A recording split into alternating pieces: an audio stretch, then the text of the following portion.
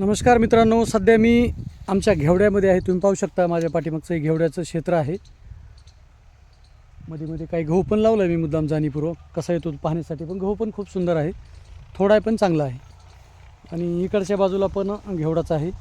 तुम्हाला मी घेवड्याचं दाखवतो. काही ऑक्टोबर 15-16 ऑक्टोबरच्या दरम्यानची पेर आहे ती. आणि त्याच्यानंतर दुसरा घेवडा पेरला मी, तो तब्बल 15 ते 20 दिवसानंतर पेरला, म्हणजे नोव्हेंबरमध्ये त्याची पेर झाली. तर दोन्हीमध्ये फरक काय आहे हे तुम्हाला मी दाखवणार आहे. त्यामुळे निश्चितच आपण फरक जाणून घ्या की लवकर पेरल्यानंतर घेवड्याचा रिझल्ट कसा येतो आणि उशिरा पेरल्यानंतर घेवड्याचा रिझल्ट कसा येतो तुम्हाला मी दाखवतो. हे पहा मित्रांनो, हा 15 ते 20 ऑक्टोबरच्या दरम्यानचा घेवडा आहे. तुम्ही पाहू शकता. हे पहा, शेंगा आता पूर्ण परिपक्व होण्याच्या मार्गावर आहेत. सगळीकडे पहा, पूर्ण झाडं वाकलेले आहेत. हे पहा, थोड्याशा त्या तुलनेत दरवर्षीच्या तुलनेत शेंगा थोड्याशा पातळच आहेत. यावर्षी घेवड्याचा बहुतेक सगळीकडेच परिणाम झालेला दिसतो आहे. पण ऑक्टोबरचा घेवडा त्या तुलनेमध्ये बऱ्यापैकी चांगला आलेला आहे. हे पाहू शकता, तुम्हाला मी दाखवण्याचा प्रयत्न करतो. हे पहा, हे पहा, हे पहा, शेंगा चांगले आहेत एकदम.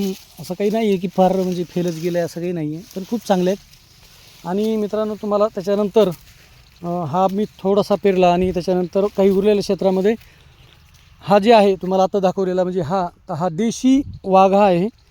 आणि तुम्हाला मी खुनीलाल दाखवतो. ज्या खुनीलालला गेल्या वर्षी विक्रमी दर मिळाला होता, म्हणजे 10,000च्या 10-10,500च्या आसपास दर मिळाला होता.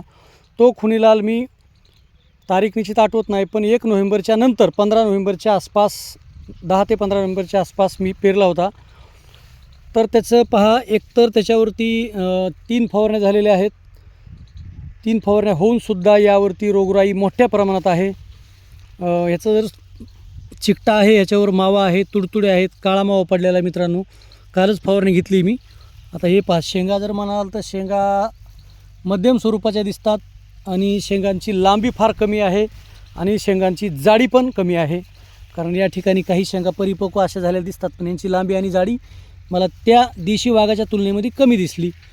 आणि हां, हे पहा, हे पण तसंच आहे. शेंगा फार कमी आहेत, जास्त नाही आहेत. हे पहा, आताशी शेंगा थोड्या कवळ्या आहेत. सांगायचं एकच जर म्हटलं तर निश्चितच देशी वाघाच्या तुलनेमध्ये खुनीलालला भाव जरी चांगला असला तर उतारामध्ये निश्चितच खुनीलाल देशी वाघ्याला कमी आहे, किंवा देशी वाघ्याच्या प्रमाणे खुनीलालचा उतारा येऊ शकत नाही. आता एकंदरीत असं मला एकंदरीत तरी माझ्या दोन्ही क्षेत्रावरून दिसतं आहे. त्यामुळे आपला अनुभव काय आहे तुम्ही मला कळवा. तोपर्यंत नमस्कार.